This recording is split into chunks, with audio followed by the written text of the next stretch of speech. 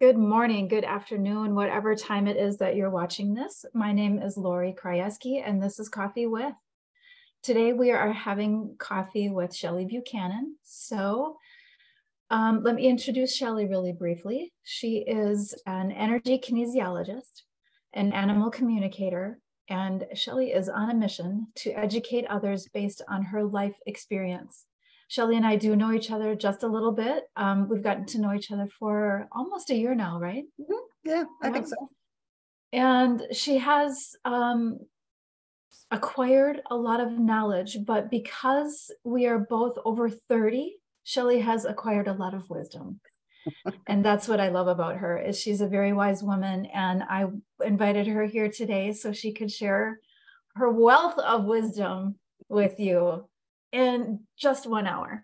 So grab your coffee and join us. Shelley, this is an open-ended question because one of the reasons why I like to do this is really just to see where the conversation goes. I meet friends with coffee. The conversations are usually a little earth-shattering and amazing, and I have wished that I had recorded them all. So that's why I started recording these, because conversations can really turn really amazing and beautiful and sometimes really touching and poignant.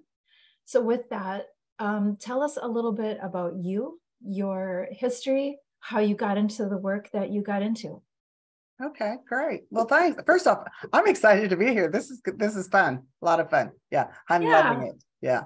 Anyway, well, I grew up with 4 brothers and sisters on a dairy farm out in western Kansas. I always tell them way out there.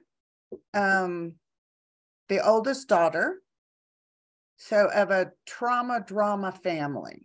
Okay, dairy farming financially was hard back then, and yada yada. But anyway, being the oldest daughter, I got to take care of all the siblings. So it was like I could never figure out as time went on how come they didn't like me. Well, if I didn't tell on them, I got spanked. If I told on them, they didn't like me. So anyway, it was just kind of this big ball of fury, as I was growing up, and always living in a lot of fear, a lot of anxiety, etc. And I carried that on into my young age, unfortunately. I had my first child when I was 18. I had no business having a baby because I was an adult as a child. And when I became 18, I was actually a child. Yes.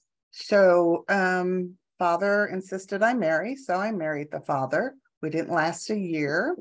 I was divorced then from him for a year and remarried my son's father, who was very much like my father, which was a lot of trauma.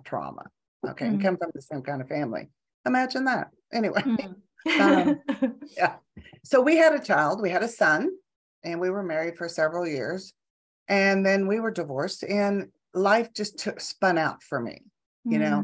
2 kids, 2 fathers, no help, no support, doing what I thought was right, and raising really 2 great kids.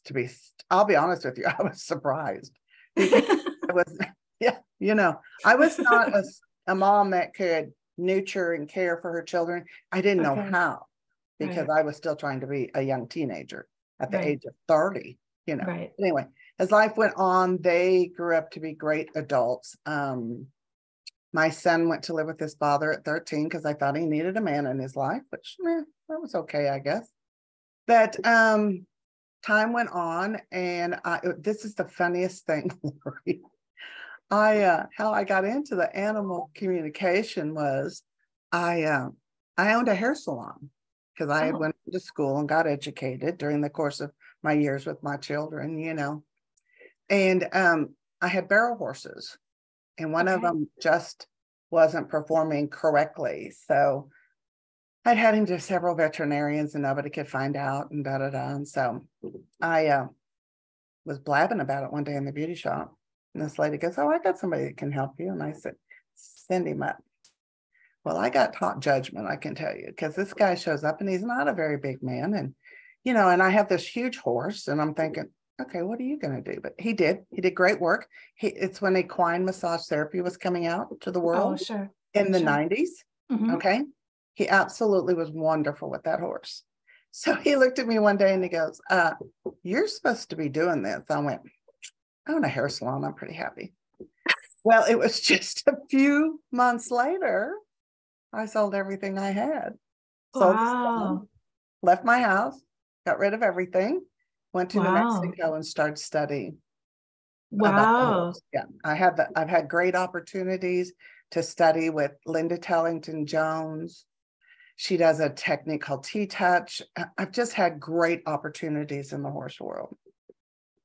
So I came back and I became an equine massage therapist. You know, I was the first woman hailing all of these big things back in the 90s. Running around, just having a good time, working on a lot of horses. Okay. So during the course of all this, I got Lyme's disease. I knew I had Lyme's disease. Yeah. And I kept telling these doctors that I had it. No, you don't have it. Anyway, let me back up because I kind of skipped something. I had a hysterectomy very young, right after my son. Okay. It was in the 70s and probably an unnecessary one. Okay. Know? If you're having problems, we'll just yank out your organs? Yeah, just repeated inflammatory infections, you know. Yeah. So the thing was, let's just take it out. It'll be better. Yeah, they're so quick to just yank organs out, aren't they? Yeah, and it did not make it better. No, that's the funny thing. It rarely does. 2 years later, I got to go back and they took out, because they had left the ovaries. Okay. And so they took out one ovary and still left an ovary. Okay. So at that time, they put me on hormone replacement therapy, Premarin. Yikes. But later on, I found out you're only supposed to be on it for a couple, 3 years. I was on it for 20 years. Wow. Fibroid breast, emotional roller coaster. When I tell you my kids turned out good, they dealt with that emotional roller coaster for 20 some years, Lori. You know, it was amazing. I might like you today and tomorrow I might not even act like I know you. It was sad. Every 3 weeks I would just drop off the face of the earth and cry, scream, carry on. It was the worst PMS. I still had that one ovary and I was already estrogen dominant. Yeah. We were just feeding it more. Right. So anyway, that's the part I skipped that has to go with the Lyme's disease. Well, it's important though. We could probably talk about estrogen dominance for 3 hours. I know I could. I still do. Even at my age, which I'm not afraid to tell you, I'm 70 years old. Kind of proud of making it that far. Exactly. Anyway, I still have to be careful with foods that I eat. Okay. Because I can have the hot flashes yet. Yep. From the estrogen in the foods. Or too many chemicals. Yeah. I really have to be careful on things. Well, especially with Lyme on board, that, you know, that can be such a tricky road to navigate. And it sounds like you've done it pretty well. Thanks to an old doctor in Texas. Yeah. He was pretty marvelous because when I got the Lyme's disease, I knew exactly what I had. Because I woke up one morning and all my joints were swollen and I couldn't walk.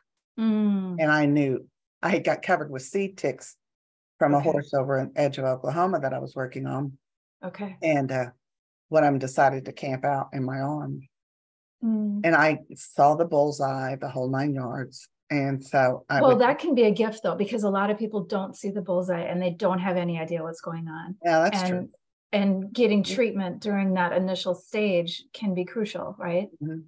And you got treatment right away? Well, it was almost a year. Oh, wow. I kept going to doctors in my area and they would foo-foo it off and tell me, oh, you just need an antidepressant. You know, I was in my 50s, late 40s, early 50s then. Yeah. I have to stop and think about my age sometimes. Anyway, yeah. And so I called a friend of mine and she did alternative medicine. And I told her, I said, look, I've got to find somebody to help me. My life is going downhill. And I was still single. I didn't have any income.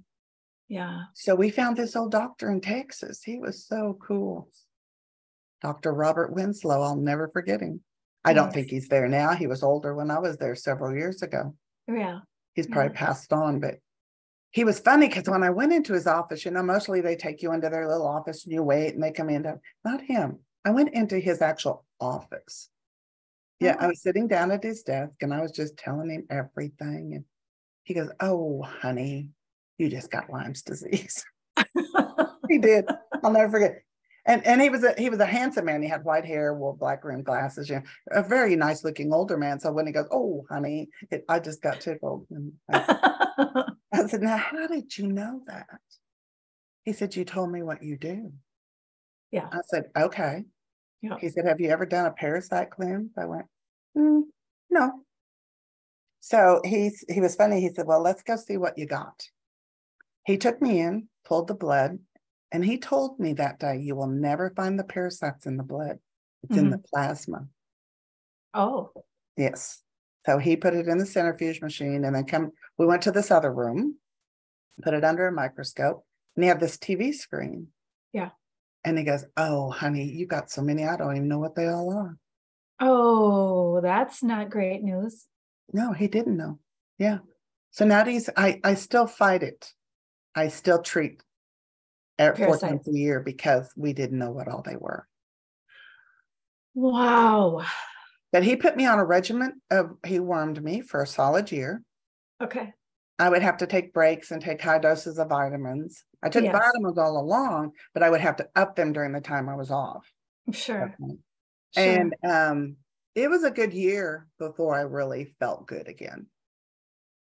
Really. And how brutal was the parasite cleansing? Well, it was pretty brutal. You know, it can really be debilitating. I drank tea tree oil. Oh, wow. Yeah. Well, it was a mixture, but it had tea tree oil in it. Yeah. Okay. Yeah. So, but I did have the spirochete. He showed me what it looked like. Okay. And a lot of stuff from Hannah Kroger back then. Yes. We did a lot Hannah, yes. Yeah, I love her. I know. I know. Work. So, yeah, and I'm trying to think from then on, I kind of started studying my own health. Nice. Stayed in the horse world. Another horse like the back of your hand. And diseases are changing with them, just like they are with humans. Just like they are with the rest of the world, right? Exactly. Right. Yeah. I think people forget that our animals are exposed to the exact same stuff that we're exposed to. They're breathing this, excuse me, they're breathing the same air, they're drinking the same water, and they're exposed to the exact same environmental changes that we're exposed to. So why wouldn't we help them just like we help ourselves, right? Yeah. I have to laugh. Sometimes somebody will call me about their dog or their horse. And well, he has roundworms. And I said, okay, what'd your vet do? Da, da, da. They tell me, I said, so are you going to do a parasite cleanse? Oh, I don't. I said, yeah, you do. The dog sleeps in your bed with you. How do you know you don't have them? They don't want to worm themselves, but we're a mammal, just like the animals. Well, we have been indoctrinated, right? Yeah. And I think the early 40s or 50s, there's a certain body of oversight that said we don't need to do that anymore. So it became, there are still doctors who firmly believe humans don't get parasites. That is so wrong. They think it's woo-woo. We are the worst carriers. Oh, absolutely. That's what causes diseases. I think everybody knows that human feces is the worst. Absolutely. Yeah. So why wouldn't we be the most toxic parasites on this planet, right? We are. Yeah. It's so funny because when I had my human office, people would just look at me and they go, oh, no. I go, what is wrong with that? You just wormed. And I'm pretty blunt, y'all. I gotta say, which is why I love you. I go, why wouldn't you worm yourself? You got worms. Well, then it just freaks them out. And I don't mean to be like that, but it's like, well, you're just wormy. What's the big deal? I love paratology. I love learning about what the parasite does, how it's associated with diseases in the human and the animals, and each one of them are there creating a disease in us. Yes. Because it's not just what the parasite does, right? Right. People forget that parasites also poop. Yeah. So now we have all of these mycotoxins running around. In addition to viruses, we have virus poop. In addition to bacteria, we have bacteria poop. Exactly. And the same thing with parasites. Yeah. They poop too. Yeah. And that's all in our bodies. And when I say that to people, you can see them, they got a death grip on their chair. Yeah. What? Yeah. Yeah. That's Sorry, true. but it's true. It's true. And you wonder why your brain doesn't work very well. Well, yeah. We are a toxic cesspool. And the more that we can chip away at that cesspool, the better off our lives will be. Oh, absolutely. And I've had to chip away at it all these years. And I still, they go, well, what do you take? And I'm not going to tell you everything I take, because not everybody needs to take what I take, Right. Right. But, we all have an individual blueprint. Exactly. We do. And it's 4 times a year, at a full moon. Do it 4 times a year, every season. Hannah Kroger's the one that suggests that. Yes. And so does Hilda Clark. She dropped so much wisdom during her lifetime. I'm so grateful for her work. Yeah, me too. And Hilda Clark was another one. She was awesome. Absolutely. So if it wouldn't have been for those women, being led, because I didn't come from a family that you worked hard, you didn't work smart, Oh, right. So I was blessed to be led to the right books to learn, because I wasn't being led to the right medical professions at the time, so yeah. It sounds like they were really good at cutting things out and gaslighting. I used my 6th sense that we all have. Thank you. And there we are. We've arrived at the energy kinesiology. There you go. So tell me, what is energy kinesiology? Oh, I should have got the word out. Well, it's actually learning your 6th sense, trusting yourself, learning. We all have energy. And actually, science has proven that, if you take the right photographs, you can see it coming out of the ends of your fingers, the palms of your hands, and the bottom of your feet, and my hands just, on the top of your head, you can hear from your heart. Yes. So I was led to the right place to start learning it. Each one of these has not been, it's been something said, oh, Shelley, let's go take this class, or Shelley, you need to do this.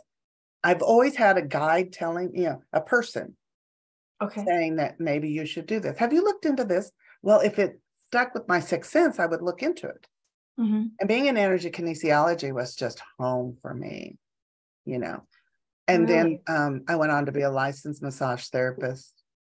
And so I've had 3 years of anatomy and physiology, So being an energy kinesiologist and having a human practice, I could visualize those muscles and I could feel them. And so I could put an origin and insertion and hold the energy on them, and the muscle would just release.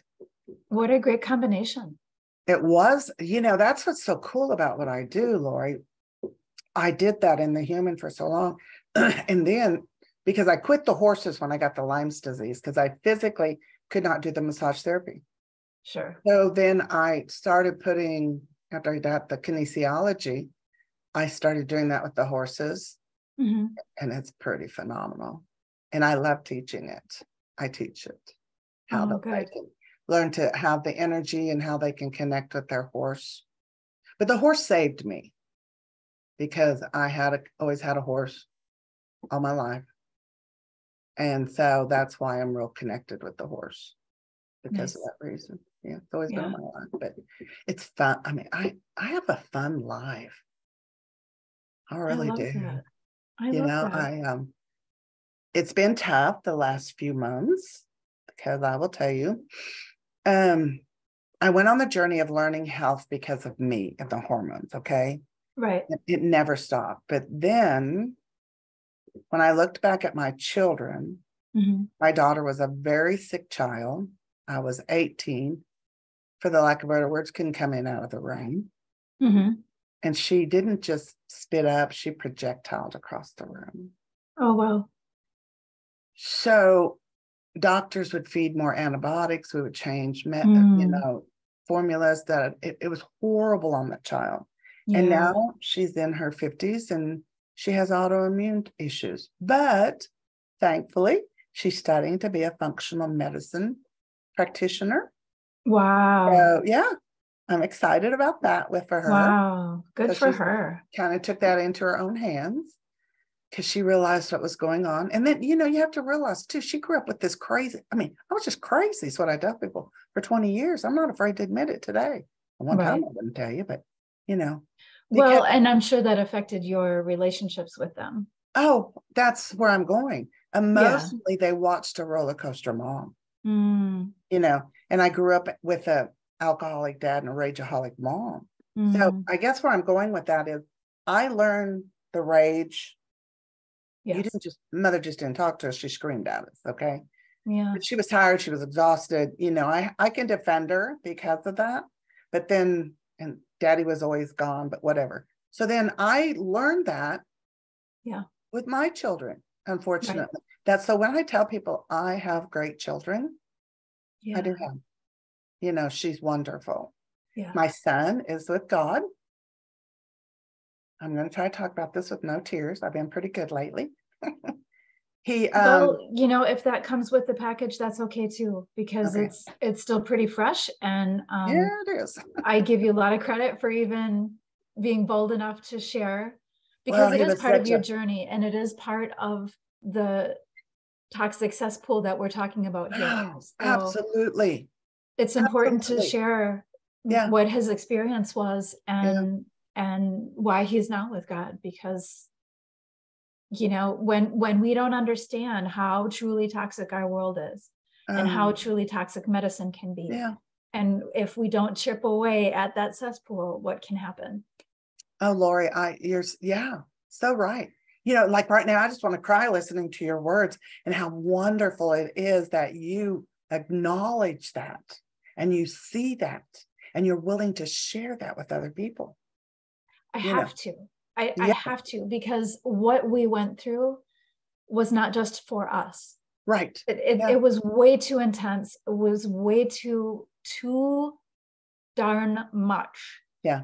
To just be for us. I feel like it is of utmost importance that we share everything that we've learned, just in case it can make somebody's journey a little less terrifying, a little less lonely, and maybe just a tiny bit easier to navigate. Yes, thank you. I believe that too. Because when I still I was blessed to have my son for the years I got to have him. Yes. He took his life in November of this last year. He was 48 years old. But 15 years ago, he got very sick. They diagnosed him with Graves' disease. So they gave him radiation. Oh, boy. Yeah. Okay. His daughter was born at the same time this took place. Okay. Couldn't even hold her when she first came home. It devastated him. Anyway, and he couldn't even sleep with his wife properly in a bed. He had to sleep at the other end. Right. And what that did for him, it changed him immediately. He became a different person. I am speculating, and this is my opinion, I want people to know that. Yeah. That it probably burned his pineal gland because both of my children were born highly sensitive children. Okay. They have what I have. Okay. Both of them. Anyway, being highly sensitive, it took a lot away from him. But I could see over the years how it was changing. Yeah. And then 2 years ago, I started watching him. And I've lived several miles from him. But he got to wearing sunglasses. And the pictures that I would see, he would have a coat on. Everybody else would have shorts on. So I knew the disease was back. So he goes to the local doctor, which they live in a very rural area. And the local doctor took his thyroid and said, oh, no, it's fine. Well, he had given that radiation, stayed with that doctor just a few months, and they released him and said, oh, no, your life will be fine. What? Yes. He never went back for checkups. No, they told him he was going to be fine. Remember, this is a rural area where they're taught just so much of it. I know. He would still be here today. And him taking his life was not to happen. When I tell you why it happened. And him and I communicate. I will tell you right now. So, and he tells me, he goes, Mom, it wasn't supposed to happen that way. And he's excited that we're doing this, and he's excited I'm getting out there and telling the world. I'm glad. Yeah, he is. So, but what happened was his marriage was falling apart. Okay. And he was a man that wanted to have that because he saw the troubles in my life. And he has great kids. I mean, he was a great father. Mm-hmm. But because of what again, this is my opinion, his wife endured a lot. She really did. And I'm sure it was tiring. But anyway, because of the disturbance in the marriage, she had left the home. Okay. And they had put him on Prozac. He'd been on it for about 3 months, and he told his buddy, he said, this makes me feel weird. He cold turkeyed it. Within 5 days of cold turkeying it, him and his wife had a disturbance on Saturday. And she left the home, and on Thursday she came back to the farm, and they had a disturbance, and she left again, and he went to the house and got a gun and took his life. He was in what they call a psychotic episode. I was just going to say, if anybody who is watching this is on psychotropic medications and wants to get off, I beg you, please do not go cold turkey. Thank you. Thank you, Lori. Absolutely have to have medical assistance. Yes. And it has to be a taper. Right. Because it will, I have heard this so many times that people don't survive going cold turkey. Well, it's very common for people not to survive that. Right. And it's really unfortunate because, like you said, it didn't have to be this way. Right. It sounds like a combination of a couple of things. And now he's not here. What happened was, during those 15 years, he couldn't take antidepressants, or he wouldn't take them. He was a little hard-headed. So he drank beer. He drank beer every day. Okay. So I asked him, I said, why do you drink beer? You saw what your dad did. He goes, Mom is the only thing that controls my anxiety. Okay. So and you never saw him drunk, mm-hmm. but he drank every day. Mm-hmm. And so that afternoon that he took his life, I guess that would have been the 5th day he was off of it. He had left his work that afternoon because he was already in the episode early in the day. Okay. And unfortunately, the area that he lives in, and me being so far away, no one saw what was going on. Right. They thought he was just angry. Sure. So anyway, I begged for the autopsy, and I got it. And the two things, it didn't surprise me. Of course, as a mother, I was hoping that it was some big trauma thing, but it wasn't. But yet it was. Mm-hmm. He had high levels of ethanol alcohol, which mm-hmm. he drank every day of his life. That was going to be in his body. And he had, I can't ever say it, vitreous fluid, which is the glass fluid. When the thyroid is off, that affects the eyes. Okay. Thyroid, kind of like thyroiditis in the eyes. Oh, right. Right. So, and I had noticed his eyes were bulging. Right. Which is pretty common with Graves. Yeah. But he had high amounts of that fluid behind his eyes. So, I don't know. I know one day he told me, he said, Mom, my brain's on fire. That was before I knew he was taking the Prozac. So the thyroid had really started affecting his brain. And I also have to tell you, he was a welder. So he was with all of those chemicals for 20 some years. Right. And he got flown all over the United States to do specialty welding. He would be in small vessels where, the air wasn't good. And so, not only was he toxic from metals and he did not eat right, he was never a person as a kid that ate correctly. So, I guess where I'm going with this is because of what was going on in me all those years, chemically, my children got it. They don't have any choice, right? No, they don't. It's passed through the pass that chemical substance on to them, but now I can tell people my story, and I want to tell the world my story. Because my children turned out awesome, Lori, considering what all they went through. When I look at them, I think, oh, thank you, God. I don't know if I'm supposed to say that, but I did. Yeah, I was just led each time to be where I'm at today. And I love doing the communication with the horses. I love teaching about the horses, and I love telling my story to help others. But Lori, that's all left. You know? It's true. It's true. All we really do have left is the wisdom that we can pass forward. Exactly. You know, just like Hannah and just like Hilda. Yeah. And just like all of the others that came before us. I know. If we don't pass this forward, then why did we go through it? Exactly. If we don't share what we learn, what's the point? And I pray that there's women behind us to pass it on to the next generation that learn from us. You know. Absolutely. You know. And can you imagine how much they're going to learn? Because I mean, our world is changing so fast. It is. I can only imagine what people are going to learn in the next 10 years, the next 15 years. It'll be fabulous because I have to tell you this. Pardon me. When Shannon, my daughter, was little, I don't know why, because that was in the 70s. I thought, this child has allergies. She's allergic to things. That's why she can't keep things down. But they weren't talking to me about that. The doctors were. I go to the local library because that's what we had at the time. And I start researching. And I find this doctor in Florida that was talking about red dye. Yeah. I wrote him a letter. And one of the things I fed her all the time, because she loved them, was SpaghettiOs out of a can. Yeah. Yeah. Well, I mean, if she found one thing that she was going to eat, we'll give her that, right? But she loved them. We don't know what we know until we know what we know. She was feeding that disease. Yes. Unbeknownst to us, she was feeding the disease.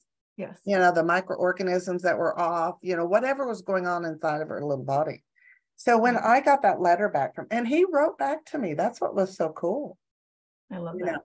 And that's really when my journey started, when I think about it. Sure. And isn't it amazing how our kids can propel us forward into a trajectory that we might not have done on our own? Oh, I wouldn't be stepping out today doing what I'm doing if it, unfortunately my son took his life, but, I also know he's with me every day. And you could have used that to curl up in a ball and I could have. And stop living. Well, I lived in the recliner for 2 months, and one day he said, "That's enough. Get up out of that chair."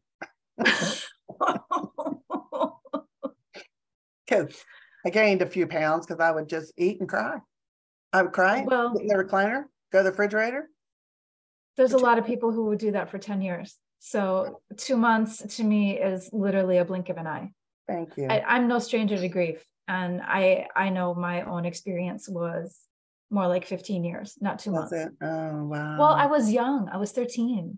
That's right, you were. I didn't have any tools to navigate grief, let alone the level of grief that I had experienced, because it was such a devastating, not that yours isn't devastating, but it was no. Such Each a devastation. One of them are. Well, it's such a devastation in your life to lose somebody that you love. And even if you're mature and you have tools and you've acquired coping mechanisms and all of the right things, it's still devastating. So the fact that it only took you 2 months to, have somebody shake their finger at you and say, okay, back on your feet, that's a really short time. And I would say, if you still have moments, honor those moments. I do. There's one thing, I still cannot listen to country and Western music. He had a voice that was out of this world until he sang? Oh my God, he was beautiful. Yeah. Okay. He sang to my mother, and on her birthday. I have his pictures. Sang to his sister. Sang to his wife the day they got married. Had a special performance all fixed up for her. But once he got the radiation, his voice changed and he wouldn't do anything with it. Yeah. Yeah. But that's the one thing, because he was so tall, lanky, dark-haired, blue-eyed, had cheekbone. Yeah. I mean, he was my kid, but he was gorgeous. Wow. And that's just, he could have made the scene, but he said, "Oh, Mom, I don't want to do that." He wanted to follow another path. So whatever that path was, he took it and did the best he could with it. But that's the one thing I still can't listen to country and Western music, because I'm like a babbling creek. So no radio for you for a while. Yeah, it's like, we don't need to listen to that.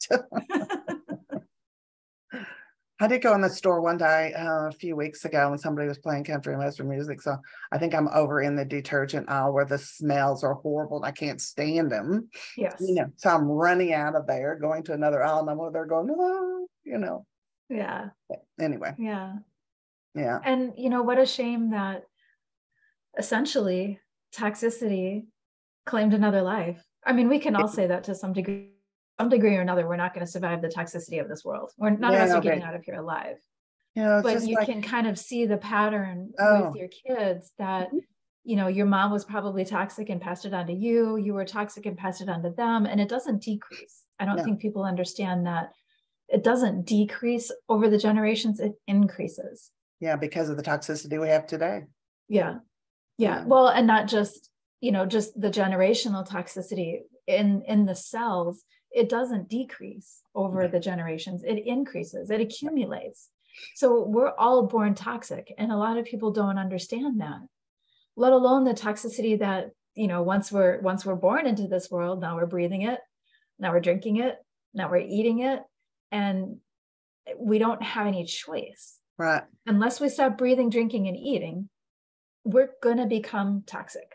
Yes. What we do have a choice is to start chipping away at what's going on inside of our bodies, slowly, gently. I mean, if you want to do it traumatically, I suppose you could dive right into some really horrible detoxes and plow right through. And a lot of people do choose that. They'll set aside 7 days or 14 days and they'll plow through and feel like death warmed over and come out shining. But for the rest of us who want something a little more gentle, there are more gentle processes that we can absolutely use to support our bodies, energy work that we can use to support our bodies, and make it a much more gradual, gentle process, so we don't put our bodies through such a horrible experience. Well, I tried that and it didn't work. Well, a lot of people have tried that, and I think that's why a lot of people hear the word detox and run the other way, because and that's an understanding of what detox is, that it doesn't have to be. We don't have to hurt. It doesn't have to be a nightmare. We don't have to be locked in the bathroom. And in fact, we don't even really have to go through detox without maybe a little mild headache and a little fatigue. Exactly. It can be that gentle. Exactly. Yeah. So that's detox kind of one of the reasons. Rebuild. I think I heard you say that. Is what did you? Detox and rebuild daily. Yes, regenerative detox. We can't detox without regeneration. We can't regenerate a toxic environment. No. It has to simultaneously occur. And when it does simultaneously occur, when we're not just removing, but instead we're removing and replacing at the very same time, it can be extremely gentle. And I'm just going to use you as an example. When you first started the drops, what did you say? You did the laundry, you cleaned the house, and you were moving on to some other chores within the first hour of waking up and taking the drops? Yeah. I think you felt like an Energizer Bunny. I don't quite remember exactly what you said. Absolutely, it was wonderful. I hadn't felt like that in a long time. But within that first hour of taking the drops, I think you had 17 tasks completed. I did. I was like, yes, this is good. I don't like to clean it. And you did have a little bit of a bounce back after that. So you learned really quickly that it does work on all levels, not just the physical. It can work on the spiritual, mental, and emotional as well. It did that. So right along with those heavy metals, we can have some heavy emotion. And they are intertwined. When you pull the heavy metals out, some of those heavy emotions are going to come out too. And sometimes it's just a matter of knowing that's what's happening, and it's okay. We can allow ourselves, this is, it's coming out now. This is a good thing. Doesn't really feel good right at this moment, but I'm just going to let myself have this cry, mop my face up, and move on. Yeah. I have to share one more thing, because this has kind of got me fascinated because of the work I do. My mother is 93 years old, just turned 93. Okay. She's in a care facility. Unfortunately, she is passing away right now. took all the, those things that was going on here a while back, took all of them. Yeah. But anyway, when my little brother was born, she had sleeping sickness, polio, and gave birth to my little brother all at the same time. Oh my gosh. I remember mother being in an hour alone. When my little brother was born, he was black. He was black. Oh my gosh. But anyway, so she had another child then after him, and that was okay. But I guess where I'm going with this, she's 93. How she survived all this, and she's never believed in what I believed in. She always took a pill for something, and to this day they've got her sedated, whatever. But I have lost my older brother from an aneurysm. I lost my little sister, 13 months younger than me, from heart disease. Wow. I just lost my little sister 2 years ago from colon cancer. Wow. And my little brother has had a kidney removed from kidney cancer and had an aneurysm in 2017. Now he's still living. He struggles with life, but I guess where I'm going with this is how toxic my poor mother was. Yeah. And giving all these births. Yeah. But I was the one that chipped away at my health. Yeah. The others, they'd go, oh, you're just crazy. I'd go, well, maybe so. But I'm really healthy. I'm very blessed. Very healthy. Well, I mean, considering that you've got Lyme and you obviously had some parasites. A year ago. I had bladder cancer a year ago. Okay. Didn't have to take radiation or anything. They took the tumor out and that was that. That was that. And you've been on clean slate how long? A couple of months, right? No, longer than that, Laura. Probably 3. Okay. Yeah, probably 3 months. Yeah. 3 months. And have you seen any changes with bladder or kidney or okay? Yeah. Well, we really haven't talked about it, so I don't really know. Oh no, I guess it's exciting because when I went back to the doctor for my last scan, which I'll have another one coming up in April, I think the 12th. Anyway, when I went to the last one, because he lets me look at everything, nice. So he goes, "Wow, that really looks good in there." He said, nice. You're really healing up nice. And I'm telling you, the tissue was beautifully white. You did not see the inflammation in it. Nice. And the inflammation and everything was there before the clean slate. Okay. I don't have incontinence like I did have. Oh, yes. I mean, I don't have. It's amazing. I take the vitamins and I love the focus, like, oh yeah. Yeah. And I take the greens. And I will never not take that product, ever not take it. Right? Yeah. It makes that much of a difference. And I love that you had... in 3 months is a short time. It is a really short time. Yeah, it is. But you've also got intent. You have a very strong intent. And I don't think people understand how much impact that can make on our healing. Just the intent to heal can be half the battle. So absolutely. Yes, we can take in these beautiful supports that help our body do what it knows how to do, but it's maybe not doing it so great. But if we're taking it with the intent, I don't know what this is going to do, but I'll give it a try. Right. You might have a completely different outcome than this is the final nudge my body needs and I'm going to heal. It is too. And I love that you have before scans and that you can compare. Oh, it was fantastic. I mean, when I even looked at them, I went, I had that like, because So when was your last scan? 3 months. Last year, I imagine? No, he's having me come every 3 or 4 months. So the first scan was, not this last scan, but the scan before I hadn't started clean slate yet. Okay. And then I started clean slate. And you could see an obvious difference in just that short time. Because see, my 3 months, no, I'm up to my 4 months will be in April. Okay. Oh yeah, I could see immediately. But my gosh. I know how to visualize things. Sure. So that helped me, and when I said, oh, look at that, he goes, wow, that's really clear. I said, yeah. I don't tell him anything, but anyway. So do you kind of like do a body scan? Do you do that with your work and Yeah. and the animals and yourself? The animals, it's really cool to do it with. Yeah. Tell me. What is some of the cool Well, it's stuff like you've when seen? I can step in, it's like I teach in the class, like it's like a veil. Okay. Yes. We're on this side, and if you'll just take a deep breath and step over to the other side of the veil, it's really kind of a cool feeling. Because it's like, first off, you've set your intent because you're going to do that. And then your body just goes, just kind of opens up. Like I get chill bumps now thinking about it. So then I'll just kind of close my eyes and I can see the horse, Okay. The horses, I think I have a stronger connection than I do with dogs. I like to do the dogs, but the horse, I think, is more so because I've had them all my life, and they saved my life. Yeah. Having them. I got to cry a lot on them, Yeah. So, and we always had to share the dog because there was 5 of us. I didn't have to share my horse because nobody liked it. They weren't into the horses like I was. So, yeah. But I can scan them.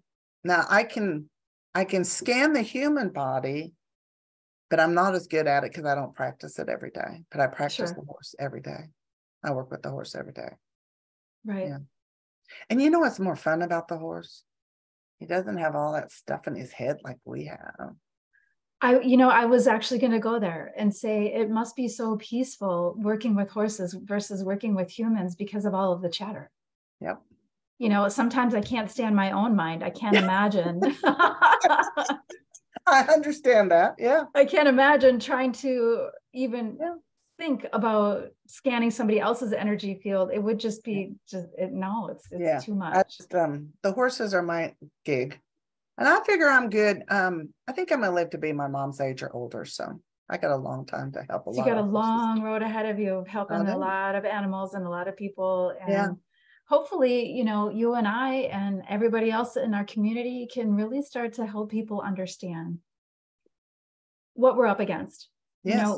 In order to really make progress, you have to know what you're dealing with, right? And I don't have any desire to scare people. I don't have any desire to be a fear monger, but we have to know what we're dealing with in order to effectively deal with it, right? Yeah. So if somebody wants to work with you, I'm going to ask you to send me all of your links and ways that people can find you. But if somebody wants to work with you, are you open to taking new customers for horses? Like, are you traveling, or is it just horses? I'm not traveling yet. I've got some, I have a surgery coming up next week that I'm going to be off for 6 weeks. I'm going to have my nose repaired. That should have been done years ago from a car wreck. Okay. Because one side of it's completely blocked off. So anyway, I'll have more oxygen and maybe no black eyes. So that would be nice. Oh, there you go. So are you doing horses in your area? Do you sometimes travel? I do travel. I love to teach what I know. I have a big class coming up in June. We don't have the date set yet. Lord, and is that in person or online? In person. It'll be in person. Yeah. Okay. It'll be bring your horse, come and learn to connect. Oh, I love that. Yeah. They kind of want to learn how to do some of the animal communication like I do. So that's what that's going to be over. Yeah. They'll be in Kansas, up around Ottawa, Kansas, I think. Okay. So, but those are all available this year. They're so much fun.